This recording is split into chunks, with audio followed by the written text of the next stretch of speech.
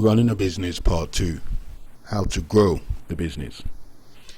If you're starting out in business, you're going to need customers for your product or service. If it's products or services you're selling, before you think of even opening a shop, you can test the demand for your product, build up your client base, and iron out any kinks in your product by testing the market and responding to customer feedback.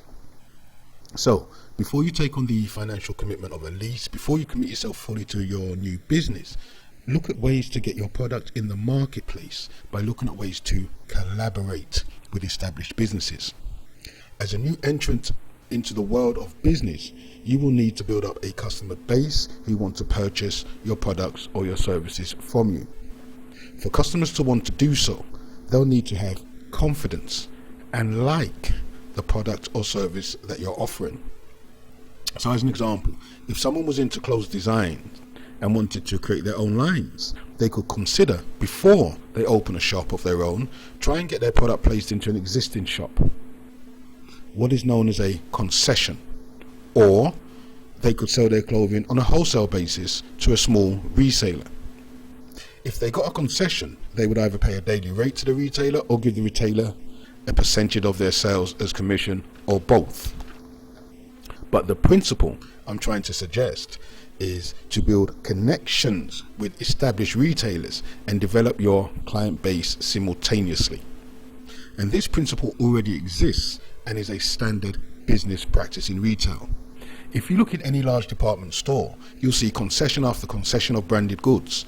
Each of these sections of branded clothing, the brand owner pays the department store a fee to have their product displayed in the store. They then have their own staff to sell the goods. So the branded label cuts their costs significantly, while at the same time reaching a potentially large customer base. So the two businesses are actually collaborating. The department store increases its footfall because of the range of products on sale, and it also gets an income from the name brands who pay to have their goods on display. The name brand simultaneously reduces its costs and creates and reaches a larger customer base. So that's the example. That's the model in retail.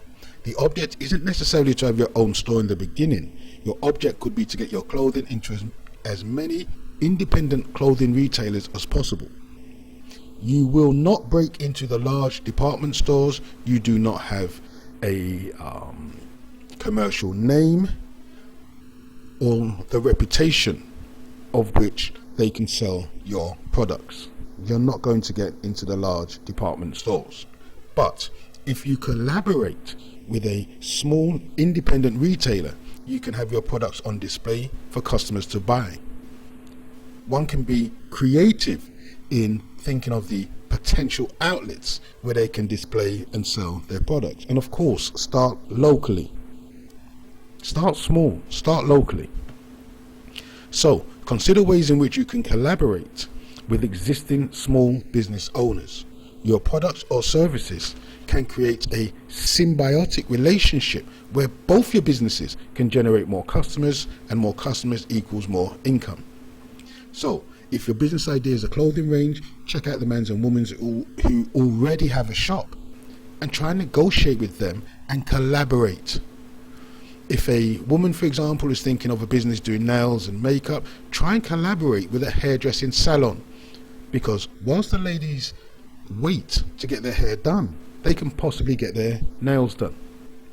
If someone is thinking of a business associated with food or drinks, again, try and collaborate with an existing small food retailer to get your products on sale.